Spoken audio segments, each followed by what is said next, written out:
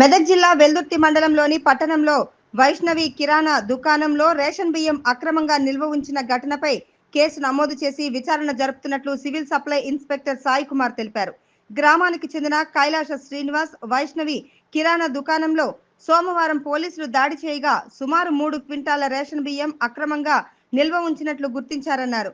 పోలీసులు స్వాధీనం చేసుకున్న రేషన్ బియ్యాన్ని మంగళవారం తమకు అప్పగించగా సదరు దుకాణ యజమాని కైలాస శ్రీనివాస్ పై కేసు నమోదు చేశామన్నారు.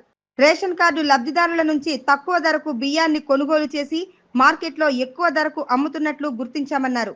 గతంలోనూ శ్రీనివాస్ పలుమార్లు రేషన్ బియ్యం అక్రమంగా నిల్వ చేసి తరలించగా పట్టుబడ్డాయన్నారు. నిబంధనలకు విరుద్ధంగా అక్రమంగా ఎవరైనా రేషన్ బియ్యాన్ని తరలిస్తే తమకు సమాచారం అందించాలని ఆయన సూచించారు.